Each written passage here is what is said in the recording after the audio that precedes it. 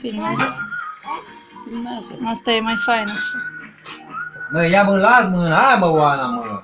Ce? Acum face numai poze. Eu filmez acum. Ăștia îți bate joc de copii. Ia, Ce mă frumos. hai. Eu, voi mă pus. Ți-ai prins prima felie. Hei, nu mami. Trebuia să-ți cântăm și noi la mulți ani. Eu vreau tot din Mai las. trandafiri. La mulți ani cu nasul. Eu vreau din trandafiri. Minte. Mami, eu nu vreau trandafiri.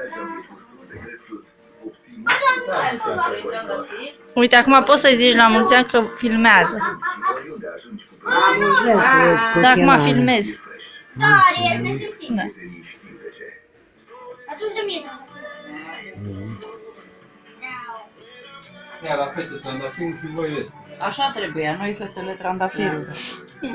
Nu, hai pupușa mea, el vrea să vadă cum e trandafirul. Ia și furculița, mami, că nu mănânci cu numai cu E cuțitul. trandafirul din plastic. Nu e din plastic. Din plastic e tot. E comestibil, bă, puiule. Nu, Darius? Ia uite-te la mine. Aia, e comestibil. Ia uite-l pe Necti, ia uite. Necti, ce faci, puiule? Tai tu tortul lui tati? Zena mea. Ăla nu știu. E de la subțire, nu e pentru...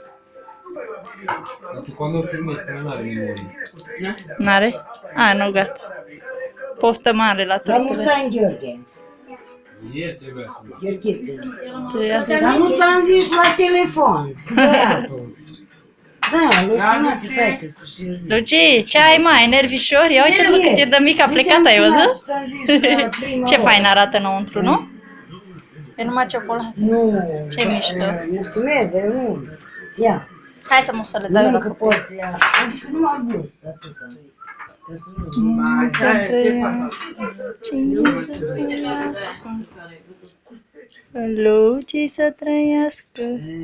Asta e frișcă. La mulți ani.